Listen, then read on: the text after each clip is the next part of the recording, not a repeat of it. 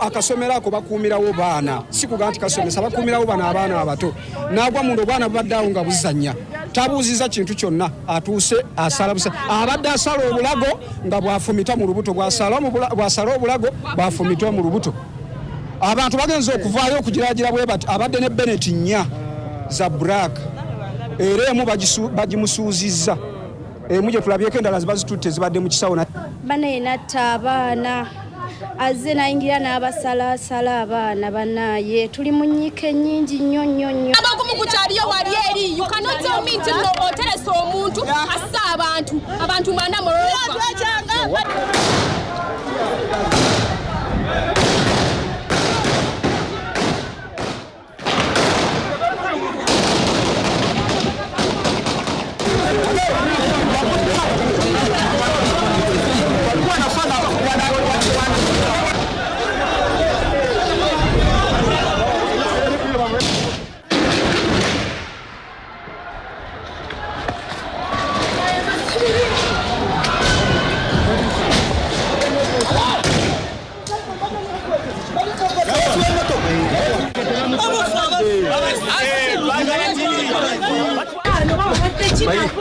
Mahinga gafusa mahinga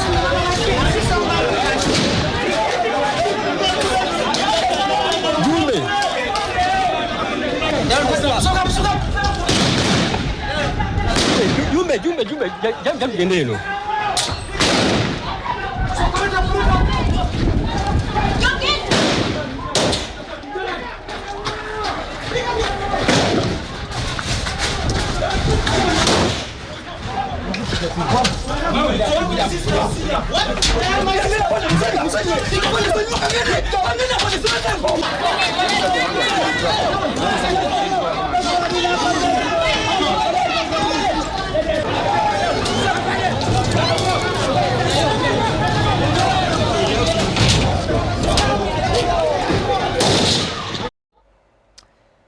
Olwo lwe lutalo sinzigu olubadde eggaba olunaku olwaleero kyannaku nnyo kitalo nnyo nnyini ddala abaana bana abato be tuyita ba minors bafudde omu ye afiiriddewo ku sport oluvannyuma lw'omutemu ekikolwa kyakoze ekyokusala abaana ensingo ate ng'amala n'abafumita ne mu lubuto kigambibwa nti azze n'akambe nga koji akatali kamu obwambe buna abasinga bwe bayita bu Bennett ng'afumita n'asala obulago n'amala n'akuba ekiso mu lubuto kitalo nnyo nnyini ddala eri bazadde b'abaana bano mu kaseera kano simanyi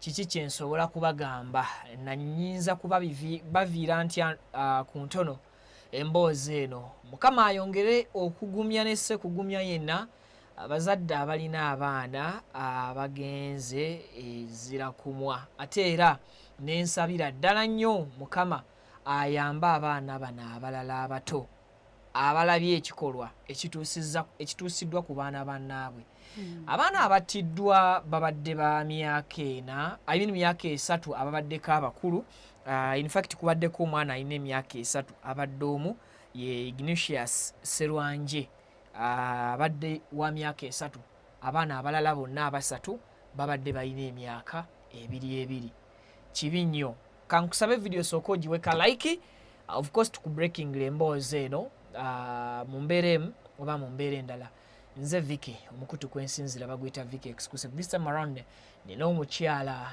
Nyondo Rosette munnamawulire akola n'omukutu ogwa Nyondo Media at the same time ye CEO owa Nyondo Grim tugenda kubeera tuwaya ku nsonga zino nga bwe nkutegeeza ekituufu ekibaddewo nga n'olunaku olw'enkya bwe tululinda bukye ngende ku ground kuba ngenda keerayo ku keezi ku makya ku ssomero lino okwongera okusima n'okumanya ebyabaddewo mu kaseera we tutaabeeredde ku ground oba we tutaabeeredde ku simu so byonna tugenda kubeera nga tubiteekateeka omwogezi wa poliisi atuuse ne akulira poliisi mu ggwanga Uganda Afanda Abbas Byakagaba naye atuuse n'asobola okubeera nga alambula ku kasomero kano.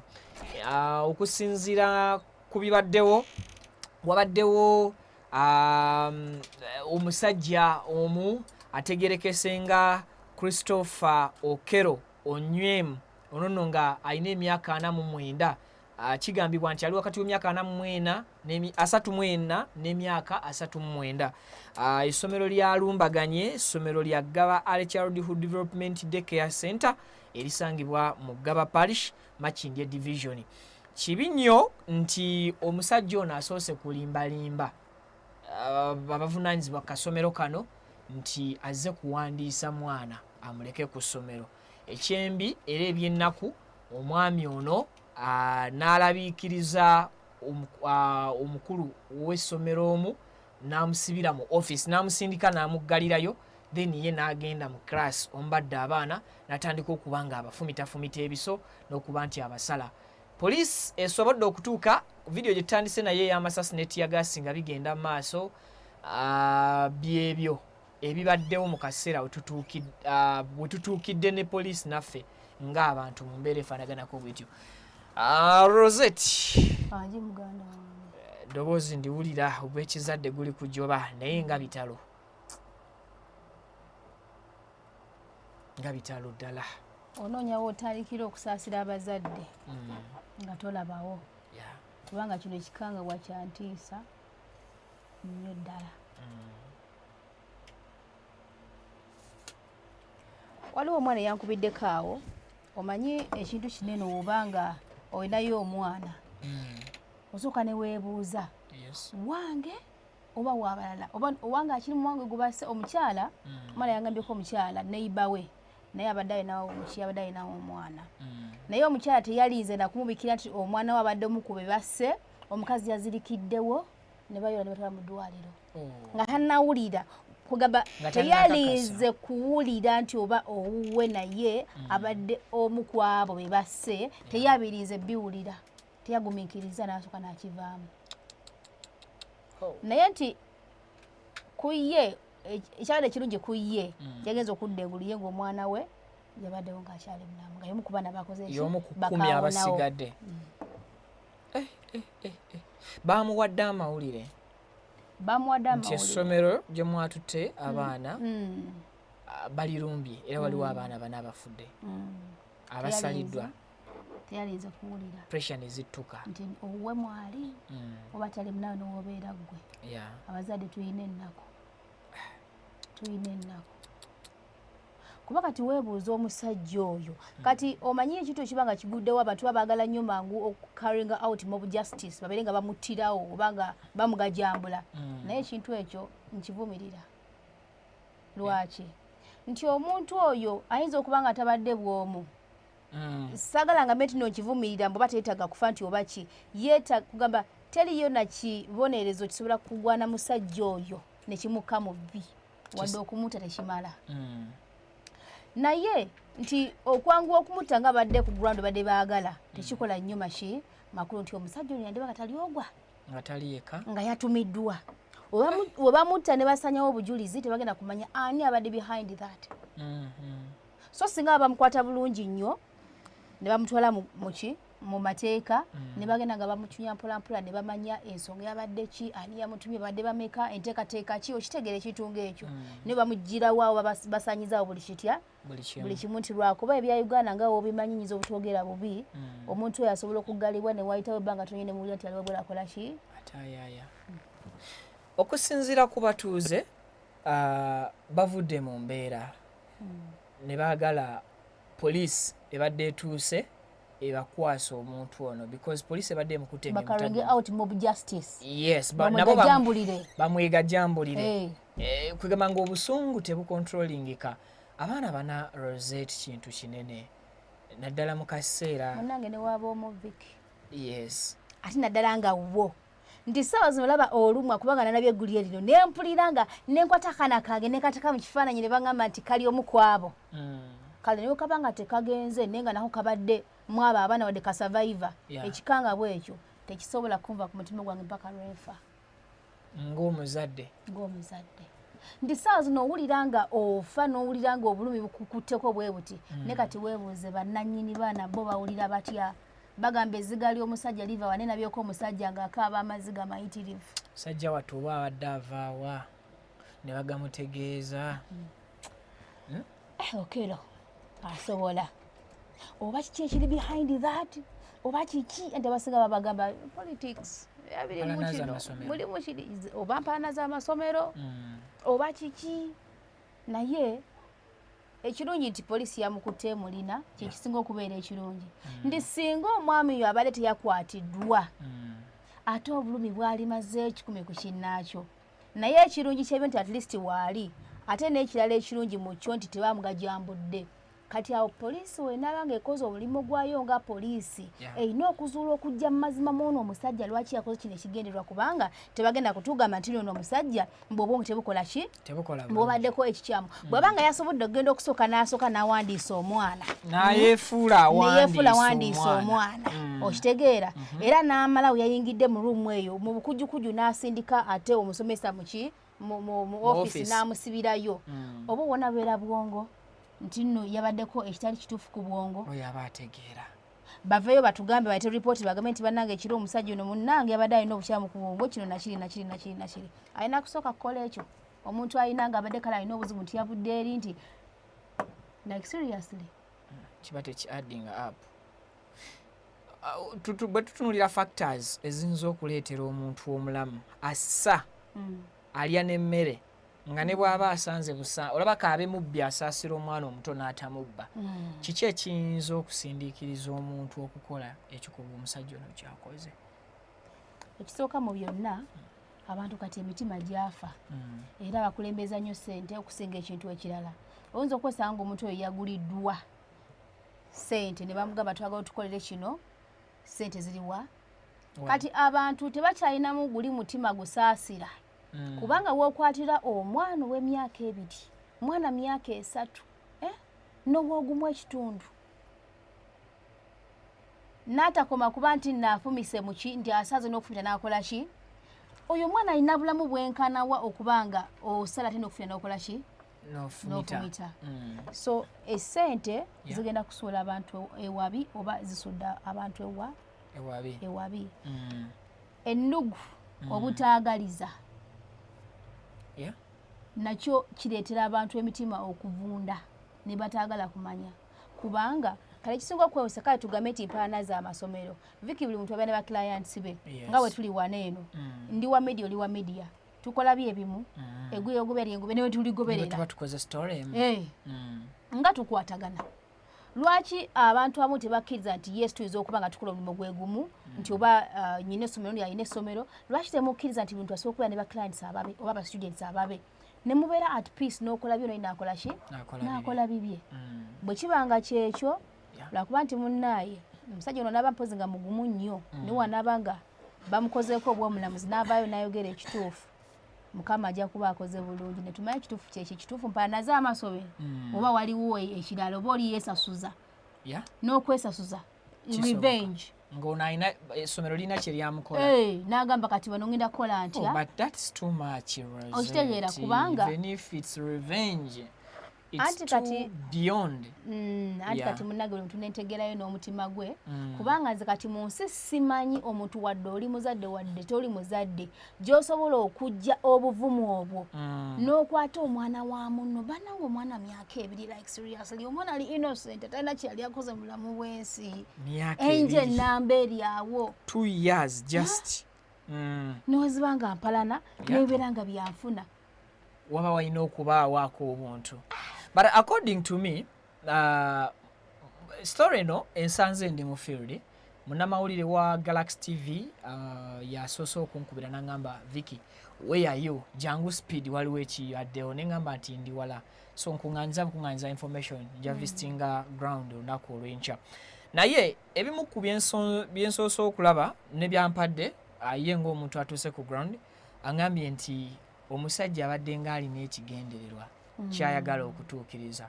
2 nti omusajja ono alinga abadde ayagala okumalawo class namba ng'ekigendererwa kye tekibadde kyakoma bukomi kutta abaana bameka kutta abaana 2 banasori. Class namba ebaddemu abaana 14 be babadde basomeramu. Ate atuwuliriza bwe njogera ku class tetuli ku ssomero lya primary oba nursery, tuli ka kindergarten. Ka kindergarten is whereby omuzadde wabeerera nga ali bize n'akwata omwana we akeera ku mulimu tayagala kwesikangana n'aba housemaids bantu bano kumulekera baneiba n'ebirala n'akwata omwana n'amutwala wali ku kasomero ako ko kagire nga kalabirira ki kagire nga kalabirira omwana mpaka olweggulo omuzadde wanaakomerawo. Yes, ye n'aba nga awaayo obuwika sente. Obusomero obwo buli fully registered, bubeera bwawandiisibwa era nga mu mateeka bumanyiddwa. Kakati abaana abalimu osobola n'okutwala omwana nga tannayiga bulungi kwogera, like ekyana kyange ki Victory nsobola okitwalayo nga maama ali bize oba nga nange ndi bize. Mwaka gumu kitundu, myaka 2, myaka 3 abaana ne bayigira eyo okwogera obulungi. Kakati abazadde bonna bw'obatunuulidde ababadde baleseewo abaana baabwe abadde baleeta abaana mu kasomero kano, olabira ddala bamaama ne bataata abali bize abalina ebiseera ebyokugoba ssente at the same time nga ne family baagala ekole ki baagala ebeerewo. Kakati ntegeezeddwako nti omusajja olwo ekigendererwa ky'okusibira omu ku bakulu ku ssomero mu office abadde ayagala kusanjaga kasomero konna kakole ki kagwe ku ttaka. Naye eky'omukisa omulungi omusajja ono bw'afumisa omwana asooka wabaddewo neiba alabye nga mukyala. Nga bw'omanyi abakyala tebasobola kutuusa bulungi buyambi mu incident singa zino abadde alina okulanya enduulu.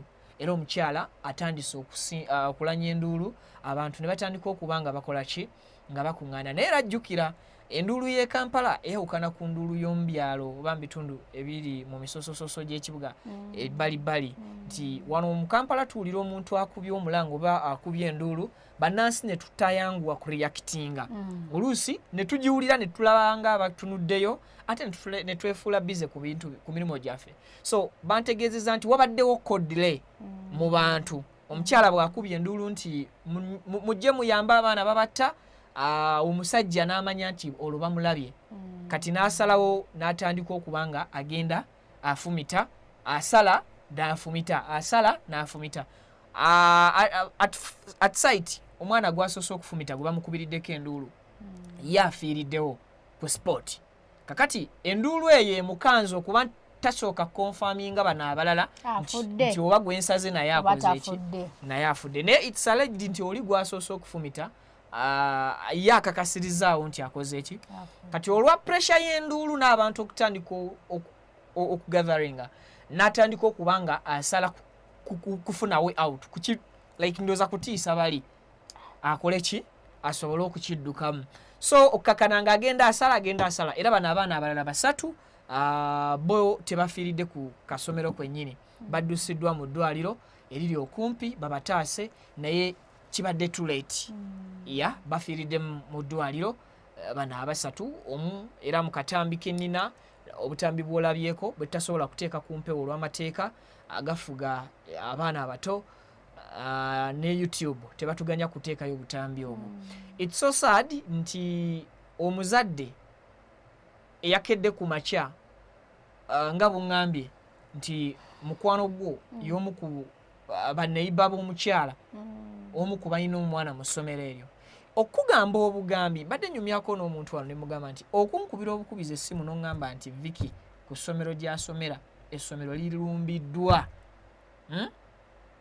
Ne bwe mbadde Entebbe story wensangidde nga ndi ku mirimu nkola naye n'alivuze emmotoka nga n'owa traffic talina kyasobola kuŋŋamba either emmotoka bwe taalinyambyeko nange kunsindiikiriza funa buzibu n'aliremereddwa n'enzirikira eyo ng'omukyalo oyo kyakoze eki ng'omukyalo oyo kyakoze.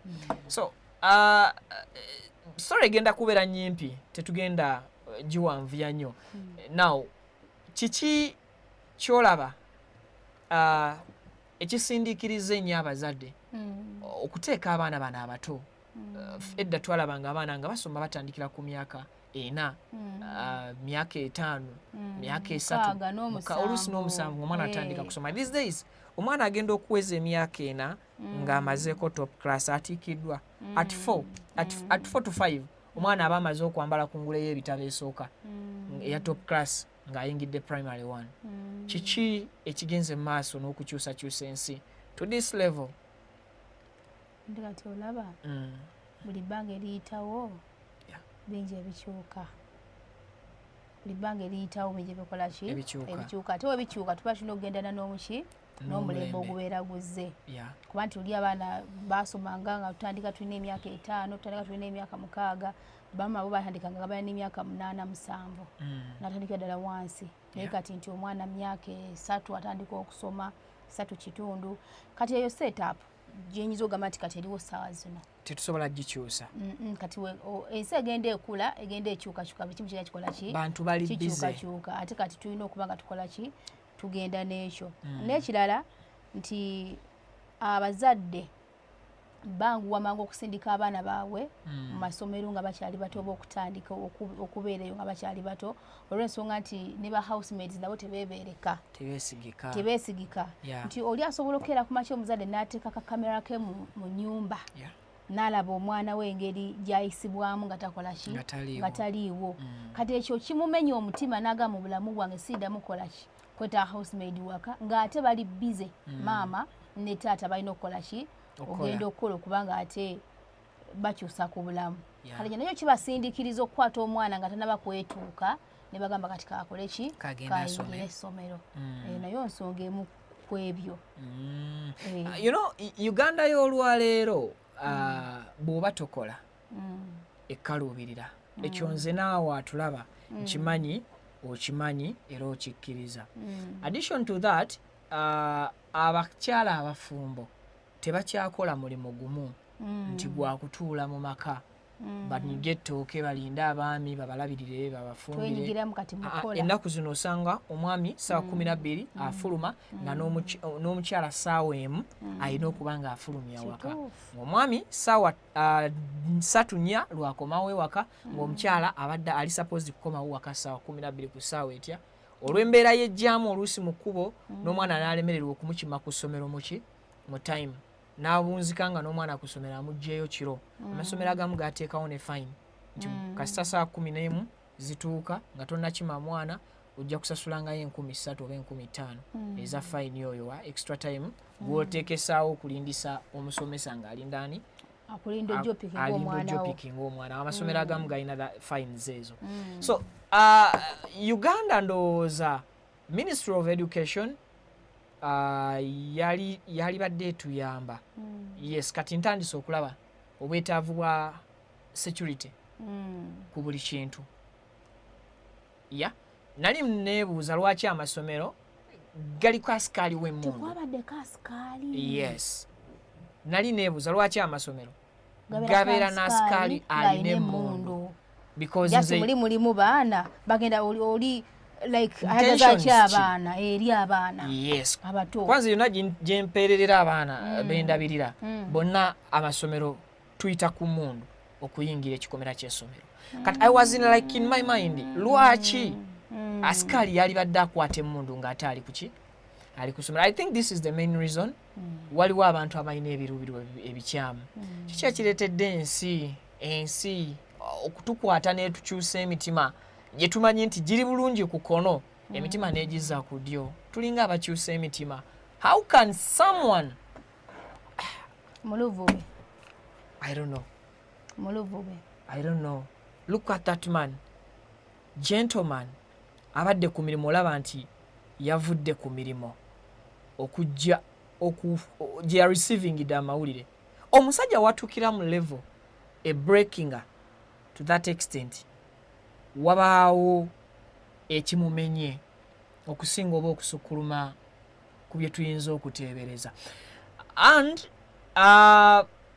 amasomero gano mangi sigenda mu kaseera kano braminga ssomero ku nsonga yonna nti oba security because akakodyo omusajja kakozesezza okuyingira essomero nkakasa ne bwe lyali badde essomero nga liri ku mutendera gwa international school nga wadde waliwo emmundu ku gate oli n'asobola okuyitamu kubanga nono waali asikaye ntamanyi intentions zaani zoona abeera ayingidde aze amaze okuwandiisa alaga nti azze kufuna requirements za somero abalage omwana like ng'omuntu alina tulambulanga amasomero bulijjo no one can ask you ku gate nti ozze kukola ki wabula kasito gamba ndi muzadde mupya they will not ask you more kubanga kizibu wana mo muzadde okujyamaneko kwazaayaza akizibu ku somero bakubuuza bubuuza ozze kukola ki oyinawo omwana kyekibuuzo ekisooka ozze kukola ki ebyo ebibuuzo ebibuuzibwa ku gate z'essomero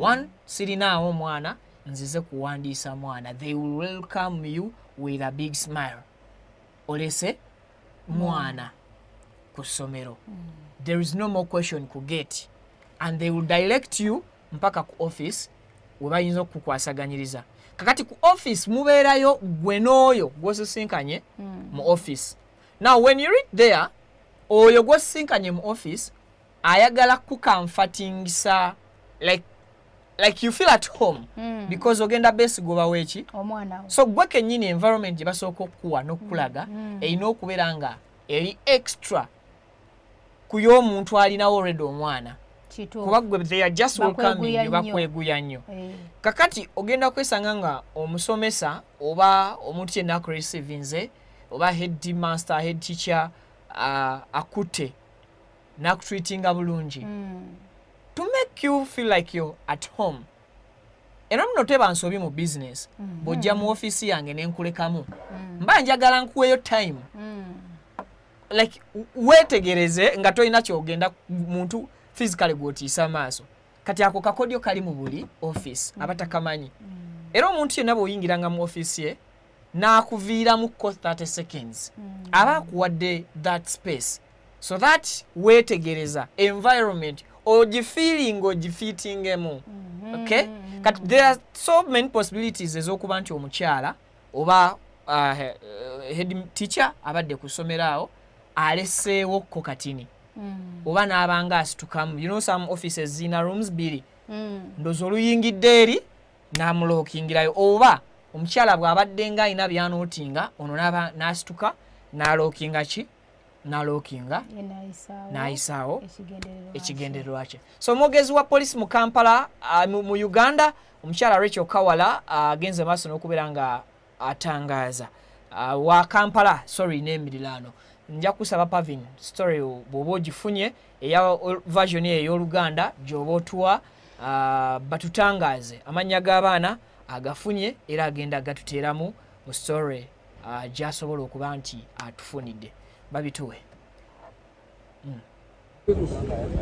olunaku olwaleero atufunye ekikangabwa wano mu Ggaba nga abaana bana be batiddwa mu bukambwe kigambibwa nti omwami ate gwe tukutte ayitibwa Christopher Okello Onyum ono azzeeko ku daycare center eya Ggaba Early Childhood Development ono n'afumitafumita abaana bana era bano ne bafiirawo ng'abaana bano babadde 14 nga 10 atubakwasizza bazadde baabwe naye nga emirambo gy'abaana abana gitwaliddwa mu ggwanika okugyekebejja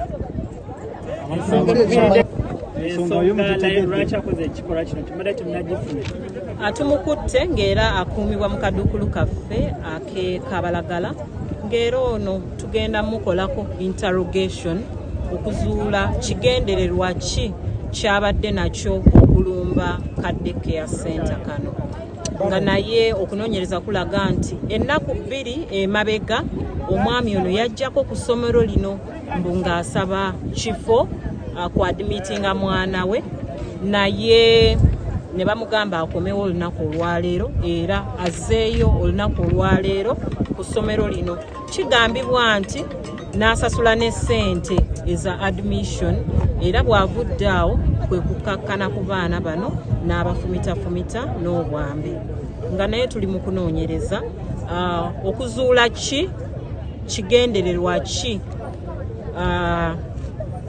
ekyamuleetedde okukola ekikolwa nga kino ng'ekikolwa kya nnaku ng'era tuvumirira ebikolwa nga bino.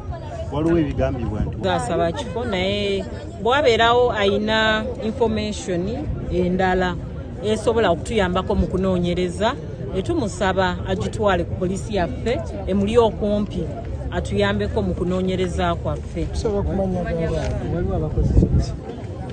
Tewali baana bakoseddwa nga mbagambye nti mwabaddemu abaana 14 naye abaana 4 ne babafumita ne bafa ng'abaana 10 abali mu mbeera nnungi bano tubakwasizza bazadde baabwe okubabudaabuda ng'abagenzi kuliko Odeke Ryan ono nga mulenzi wa mwaka gumu n'ekitundu, kuliko Eteko Gideon nga naye mwana mulenzi wa myaka 2 n'ekitundu, kuliko Keisha Alungat nga wa myaka 2, kuliko ne Ignatius Seruyange nga naye wa myaka 2 n'ekitundu nga mubaddemu abalenzi 3 n'omuwala 1 ng'akwatiddwa ye Christopher Okelo Onyum ng'ono akuumibwa ku polisi yaffe ey'Ekabalagala ng'amateeka gagenda muvuna. Okay. Kale oyo ye mwogezi wa polisi mu Kampala n'emirirano omukyala Rachel Kawala afande oyo njagala kukyalako mu ofisi ye mugambeko akagambo. Kagambo ki? Yes, mwebaze emirimu emirungi akolera eggwanga. Ebisinga abasajja mwagala ugenda akagambo ne kayitako twegira gumu. Kale kakati mwami General Muhoozi tusooke ne General Muhoozi CDF avuddeyo ku nsonga eno ensonga egasa abantu bangi. Simanyi Pavini olina ku gundi ya CDF leero nina omutaputa agenda kuntaputira bulungi ebitabo byawera. Eriwa giteeke yaawo tugireko batusomere posti yiyo the suspect in the gaba tandikirawo tobiraba kamera yakusiikiriza nja kwazika ku yange leero twakoze ffenna somere eggwanga leero nange mpewuddwako. I don't know how crazy Iran is. What is this? This is something else. No, that is not the one. Something else. Yeah, Pavini. Okay. Now, ntambulizaako posti eyo gitwale waggulu. Just zoom. Gundi yoka. Ejjako ebifaananyi by'omusiru oyo. Assa abaana. No, Okelo. Yes, I think awo kiraba bulungi ekigambo. Yes, tutandikirawo. Yeah, the suspect in the Gaba horrific attack against children has already been apprehended. Yes. We shall push for the death statement. Yeah, death for sentence. This criminal. Yes, death sentence. Yeah, death sentence for this criminal. Yes, briefly. CDF ategezeza nti ateberezebwa okwenyigira mu kikolwa kino eky'ettabbu obulumbaganyi buno obubaddemu okutta abaana. Omukulu ono akwatiddwa. Yes, already been apprehended, akwatiddwa era nga wetwogerera ye alinganga atunuuliddwa alindiriddwa ekibonerezo kye ekyokufa. CDF yatulaze nti ono ekibonerezo ekimulinze kyakufa tekisukkawo ku buzzi bw'emisango buno bwakoze eki.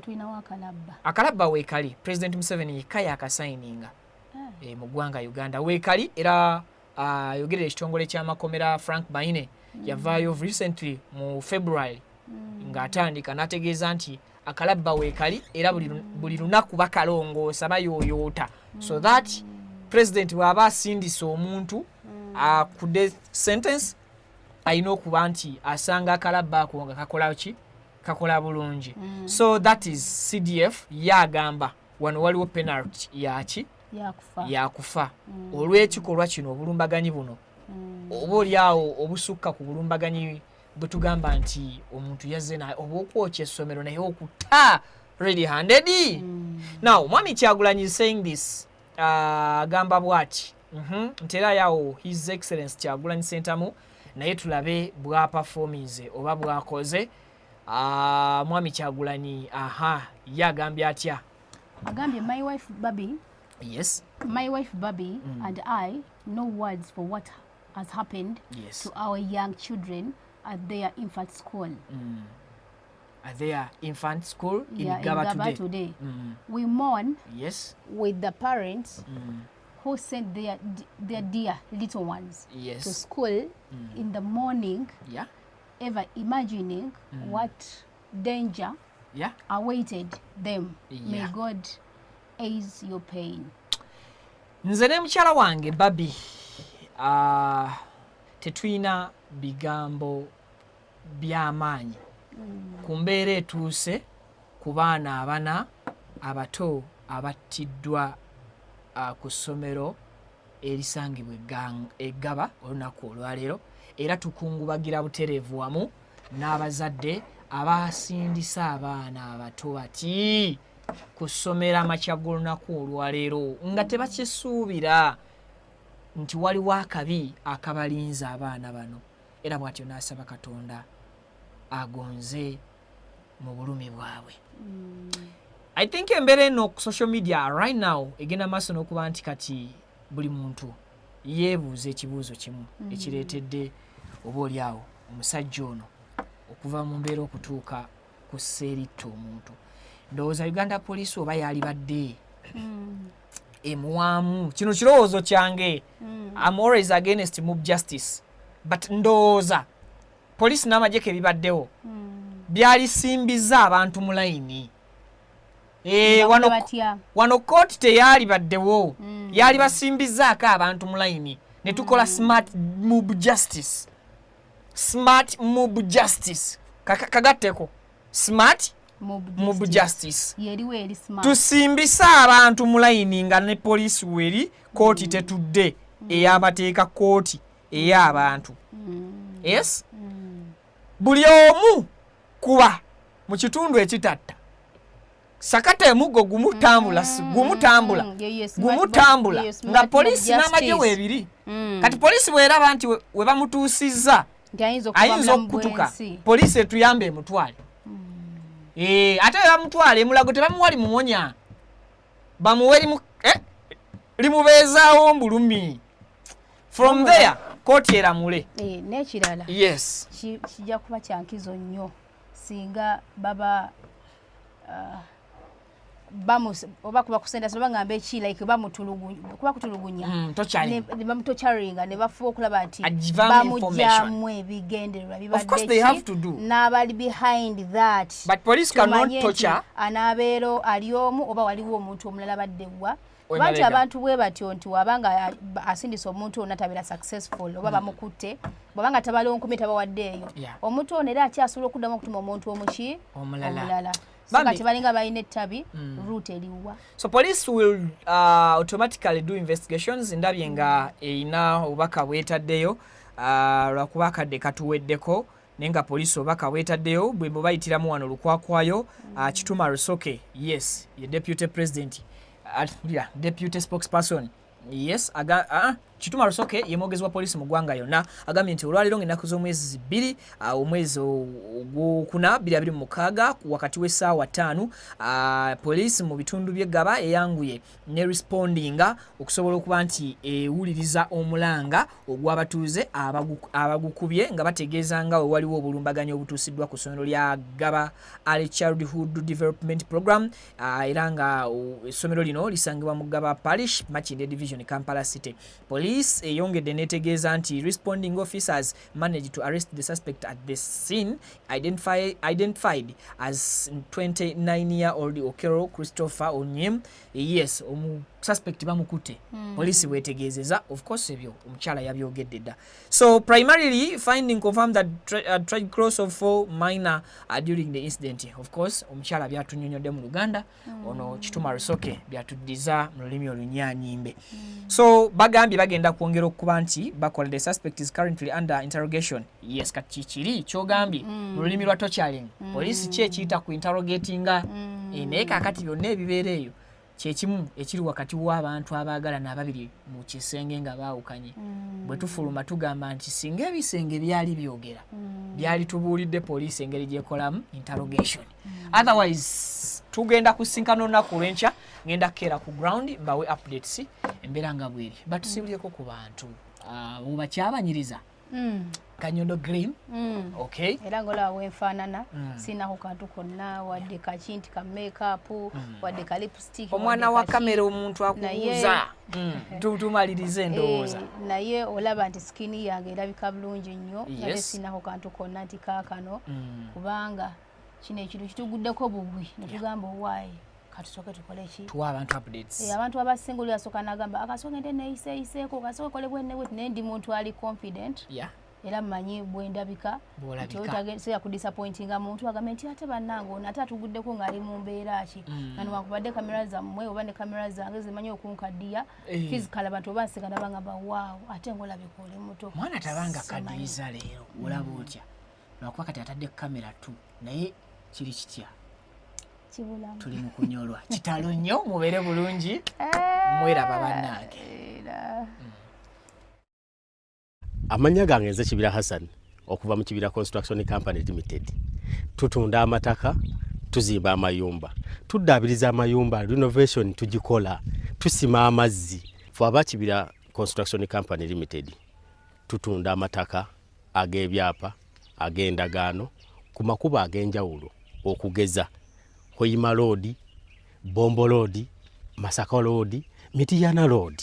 Ate tukiriza ne kibanja mpola. Osobola tukyalirako ku ofisi zaffe ezisangibwa Senge wa Kiso.